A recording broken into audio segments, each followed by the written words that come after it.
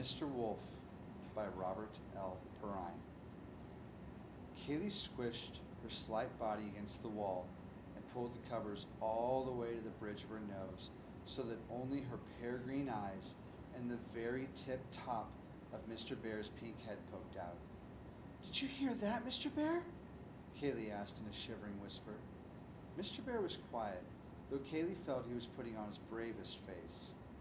There was a sound, though, a flesh-chilling scrape tracing down the window pane like a skeleton's caress across a chalkboard.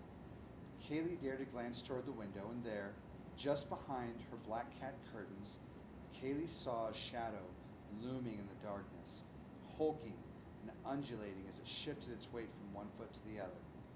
Kaylee tucked beneath her blanket, which was patterned with cute smiling bats, and hugged Mr. Bear's small plush body. "You can't let it get me, Mr. Bear," she said in a trembling voice. "You have to keep me safe. That's your job. And you have to do your job, okay? And I know I could call Daddy in, but Daddy wants me to be a big girl now, so it has to be you." Mr. Bear looked at her through glass eyes. His pink face, purple nose, and curly-Q smile were brave and filled with love. She gave him a squeeze, taking all his courage into herself. Feeling a little less frightened, Kaylee pulled the covers down just enough to let her curly black hair and speckled green eyes peek above the covers. The black cat curtains moved, pushing into the room. Kaylee's heart froze in horror as her breath caught in her throat.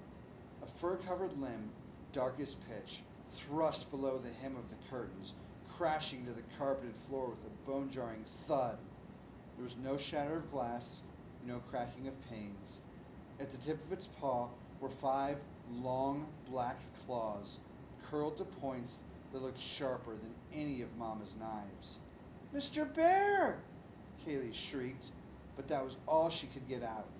Before she could tuck back beneath the safety of her covers, the creature's gnarled lupin head pushed into the room, growling and snarling. Ebon shards of fangs dripped with foamy black saliva. The awful beast squeezed its massive body through the window frame like a ravenous hellhound shimmying through a too-snug dog door. The beast's back legs gave a final lunge, and Kaylee found herself staring into the monster's murderous black eyes. The horrible wolf thing stood, heaving and snorting in the moss-green glow of Kaylee's Frankenstein nightlight. Kaylee screamed with all the breath in her tiny chest, but almost no sound came out. In her head, her shrieks were terror-filled alarm bells, keening through the darkness, but her ears reported only gasping, terrified wheezes. In the glow of the nightlight, Kaylee watched the awful creature rise on its haunches to wail a bone-curdling howl into the tiny room. She squeezed her eyes shut, and in her left arm, Mr. Bear made an "oh no" face as Kaylee's hand rose in defense against the wolf thing. A small teal sphere of light flew from her split pea-green fingers.